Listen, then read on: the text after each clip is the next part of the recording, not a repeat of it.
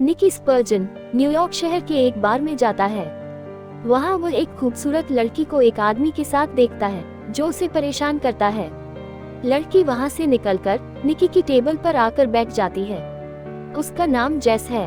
कुछ ड्रिंक्स पीने के बाद वह निकी को अपने होटल के कमरे में ले जाती है। तभी एक आदमी बंदूक लेकर कमरे में घुसता है और निकी को गोली मारने की धमकी देता है। जेस कहती है कि वह उसका पति है। निकी उससे कहता है कि उसे कैंसर है, इसलिए वह उसे मार देगा तो अच्छा ही होगा। और जेस समझ जाती है कि निकी को उनकी असलियत पता चल गई है। निकी कहता है कि अगर वे वाकई उसे लूटना चाहते थे तो उन्हें बेहतर प्रयास करना चाहिए था। जेस के होटल से चले जाने के बाद वह उसके पास जाता है और उसे कॉफी के लिए आमंत्रित करता है। निकी उसे दो पार्टनर्स की कहानी सुनाता है जो एक फ्रॉड में शामिल थे और एक साथी को दूसरे को गोली मारनी पड़ी थी ताकि यह लगे कि वे एक साथ काम नहीं कर रहे थे। वो कहता है कि धोखाधड़ी फोकस का खेल है। पार्टनर्स निकी के पिता और दादा थे। जेस निकी से उसे सिखाने की विनती करती है और वह सहमत हो जाता है। बाहर निकी समझाता है कि मानव मस्तिष्क धीमा है और मल्टीटास्किंग नहीं कर सकता है। आपको पीड़ित के दिमाग में जाना होता है और चीजों को उनके नजरिए से समझना होता है। जेस को ये सब समझाते हुए वह अलग अलग तरीकों से उसका सामान निकाल कर दिखाता रहता है। वह उसे शुभकामनाएं देता है और चला जाता है।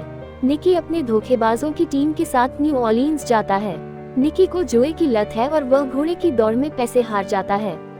जेस कुछ दिनों बाद निकी को ढूंढ लेती है। वह टीम में शामिल होने के लिए कहती है। निकी उसे आजमाने के लिए सहमत हो जाता है और तुरंत उसे होस्ट से मिलवाता है जिसे पहले से पता था कि जेस आ रही है। जेस अभ्यास के लिए उनके साथ जुड़ जाती है। वे उसे भीड़ भाड़ वाली सड़कों पर ले जाते हैं जहां वे अनजान लोगों से घड़ियां, पर्स और अन्य सामान चुराते हैं। निकी प्रभावित हो जाता है और उसे टीम में शामिल कर लेता है। वे उसे एक बिल्डिंग में भी ले जाते हैं जहां वे उसे अपने और भी कामों के बारे में बताते हैं जैसे आइडेंटिटी की चोरी और क्रेडिट कार्ड जालसाजी। वे पिन कोड रिकॉर्ड करने के लिए नकली एटीएम भी लगाते हैं। जेस निकी के दोस्त और पार्टनर फरहाद से भी मिलती है जो और भी बड़े फ्रॉड करता है। वह जेस को ये भी बताता है कि वे चोरी किए हुए डेटा के साथ क्या करते हैं और मुनाफे को किस हिसाब से बांटते हैं। जेस को एक डायमंड नेकलेस दिखाई देता है जो उसे पसंद आ जाता है, लेकिन निकी उसे बताता है कि वे जो कुछ भी चुराते हैं उसे बेचना पड़ता है। निकी जेस को बताता है कि उनके बीच कोई रोमांटिक रिश्ता नहीं हो सकता। कुछ समय बाद वह फिर भी उसके पास आता है और वे एक दूसरे के साथ घुलने मिलने लगते हैं। निकी कहता है कि उसके पिता उसे मेलो कहते थे क्योंकि उनका मानना था कि वह मार्शमेलो की तरह नर्म है। निकी कहता है कि इस खेल में दिल के लिए कोई जगह नहीं है क्योंकि इससे आपकी जान भी जा सकती है। निकी टीम को $12 लाख की कमाई के लिए बधाई देता है। वह सभी को घर भेज देता है और वादा करता है कि वह उन्हें उनका हिस्सा भेज देगा। होस्ट निकी को पैसों से भरा बैग देता है और निकी से इसके साथ जुआ ना खेलने के लिए कहता है। जेस की निगाहों के सामने निकी वादा करता है। निकी और जेस एक फुटबॉल खेल देखने जाते हैं। जेस बताती है कि उसे फुटबॉल पसंद नहीं है, इसलिए निकी और जेस एक दूसरे के साथ छोटी छोटी शर्तें लगाने का खेल खेलते हैं, जैसे कि क्या एक आदमी हॉट डॉग कैच करेगा कि नहीं। वे शॉर्ट्स में एक महिला को देखते हैं और शर्त लगाते हैं कि जब वह पास से गुजरेगी तो कितने लोग उसे पलट कर देखेंगे। जेस 8 और निकी 3 पर दांव लगाता है। मिस्टर लियू नाम का एक जिज्ञासु व्यक्ति खेल में शामिल होता है और 5 पर दांव लगाता है। जब वह निकलती है तो 7 लोग उसे मुड़कर देखते हैं और जेस जीत जाती है। लियू सुझाव देता है कि वे खेल पर दांव लगाएं। निकी उसके सुझाव को स्वीकार कर लेता है और वे $1000 की शर्त लगाते हैं जिसमें निकी हार जाता है। जब निकी जाना चाहता है तो लियू उससे और खेलने के लिए विनती करता है। निकी रुक जाता है और शर्त बढ़ा देता है। वो फिर से हार जाता है। जैसे जैसे दोनों आगे बढ़ते हैं दांव बढ़ता जाता है। $1 लाख हारने के बाद जेस ने नकदी का बैग निकी की बाहों में थमा दिया और उससे कहा कि उन्हें जाना चाहिए। वो पैसे लेता है और उन्हें टेबल पर रखता है और बचे हुए $11 लाख को एक साधारण हाई कार्ड ड्रॉप पर अलगा देता है। लियू रोमांचित है। वो कॉल करता है और 5 का कार्ड निकालता है। निकी खुश है क्योंकि उसके जीतने के चांस ज्यादा है। जब वह कार्ड पलटता है तो उसे 3 दिखाई देता है। वह सारे पैसे हार जाता है जिस पर उसकी टीम काम कर रही थी। जेस सदमे में बैठ जाती है। लियू उसे फिर से उकसाता है और कहता है कि मर्दों के साथ खेलने का यही अंजाम होता है। निकी पलटता है और फिर से दांव दोगुना करने का फैसला करता है। वो लियू से कहता है कि मैदान पर किसी भी खिलाड़ी को चुन ले और वह गैस करेगा कि वह कौन है, जो एक असंभव सा काम है। निकी ने ये कहकर गेम को और भी मजेदार बना दिया कि उसकी बजाय जेस उस खिलाड़ी को गैस करेगी जिसे लियू चुनेगा। लियू यह मौका गंवाना नहीं चाहता है, इसलिए वह एक खिलाड़ी को चुन लेता है। जब जेस घबराकर दूरबीन से देखती है तो लियू उन्हें पीछे हटने का एक और मौका देता है। जेस निकी की ओर देखती है, लेकिन निकी उसे चुनने के लिए कहता है। जेस घबराकर खिलाड़ियों को देखती है और अचानक उसे फरहाद दिखाई देता है, जो 55 नंबर की जर्सी पहने हुए है। वो मुस्कुराती है और उसे चुनती है और सभी को आश्चर्य होता है कि यही सही उत्तर है। घर की ओर टैक्सी से जाते समय निकी जेस को बताता है कि यह सब शुरू से ही प्लान था। वो जानता था कि लियू एक कुख्यात जुआरी है, इसलिए उसने ये सुनिश्चित किया कि लियू पूरे दिन 55 नंबर देखता रहे। इनडायरेक्टली उसने उसे 55 नंबर चुनने के लिए मजबूर किया। जेस खुशी से निकी को किस करने का प्रयास करती है, लेकिन निकी ने अचानक टैक्सी रुकवा दी और दूसरी कार उनके पीछे आकर रुक गई। उसने ड्राइवर को जेस को एयरपोर्ट ले जाने को कहा। निकी ने जेस को पैसे दिए और बाय कहकर चला गया, जिससे जेस आश्चर्यचकित रह गई और दुखी हो गई। 3 साल बाद अर्जेंटीना में निकी एक अरबपति रेस कार मालिक राफेल और उसके साथी ओवेंस के साथ है। उनके पास एक नया ईंधन बन एल्गोरिदम है जो उन्हें आगामी सीजन में बढ़त दिलाएगा। हालांकि राफेल को चिंता है कि यह पर्याप्त नहीं होगा, इसलिए उन्हें निकी को राफेल के एक पूर्व कर्मचारी के रूप में प्रस्तुत करना है और एक अन्य टीम के मालिक को एक नकली संस्करण बेचना है। निकी राफेल की हवेली में एक पार्टी में जाता है। वह बारटेंडर से कहता है कि जब वह वोडका मांगे तो उसे पानी पिला दे, ताकि लोगों को यह आभास हो कि वह नशे में है। निकी सभी मेहमानों से बातचीत करता है। जब वह अपनी योजना के तहत राफेल से भिड़ने जाता है तो वह जेस को सीढ़ियों से नीचे आते हुए देखता है और स्तब्ध रह जाता है। वह राफेल को किस करती है, जिससे निकी को बुरा लगता है। फिर वह जेस के पास जाता है। जेस उसे बताती है कि वह ठीक है और उसने धोखेबाजी का खेल बंद कर दिया है।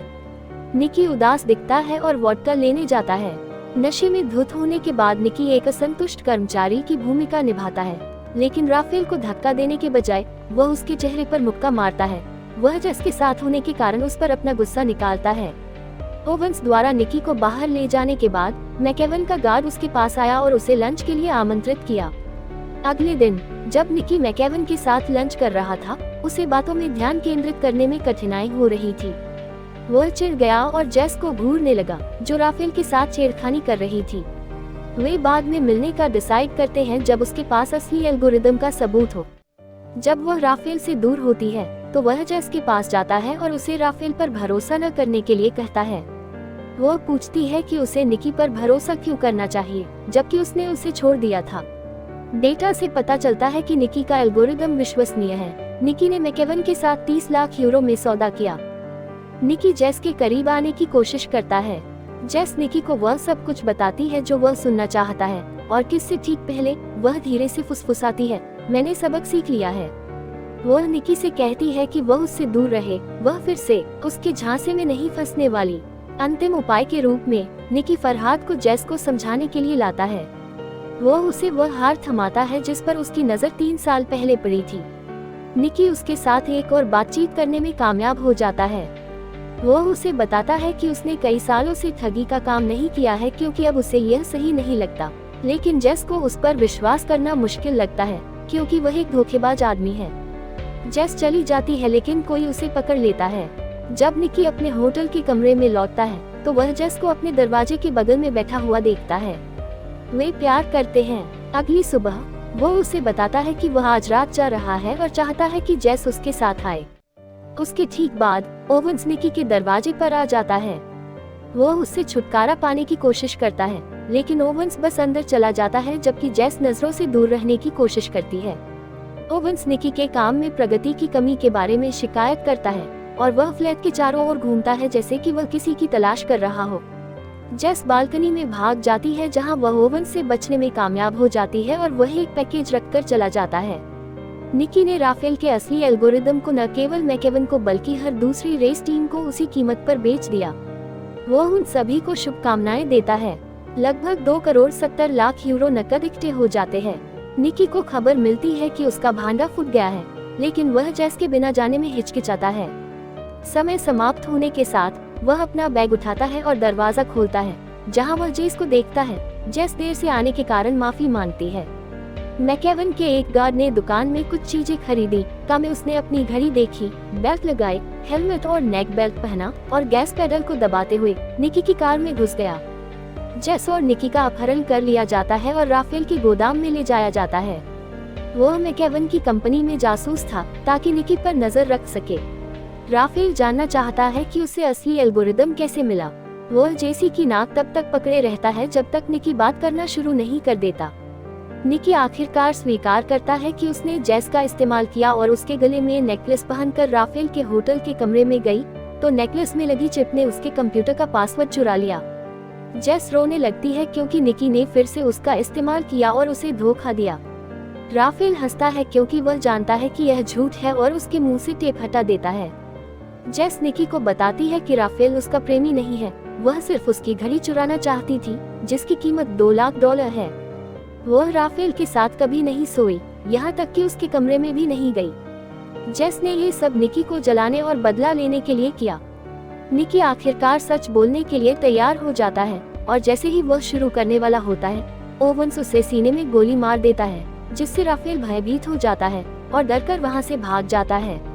निकी खून से लथपथ दिखाई देता है जबकि जेस रोती है और उसे बताती है कि वह उससे प्यार करती है। ऐसा लग रहा है कि निकी मरने वाला है, लेकिन ओवेंस ने कहा कि उसने निकी को सही जगह गोली मारी है। ओवेंस निकी के फेफड़ों से खून निकालता है और उसे वापस जीवित कर देता है। फिर ओवेंस निकी को मेलो कहता है और ओवेंस की बातों से जेस को एहसास होता है कि ओवेंस निकी के पिता बकी स्पर्जन हैं और इस घोटाले में शामिल है। ओवेंस ने निकी के कमरे में जो पैकेज छोड़ा था वह असली एल्गोरिदम था। ओवेंस निकी और जेस को नजदीकी अस्पताल ले जाता है।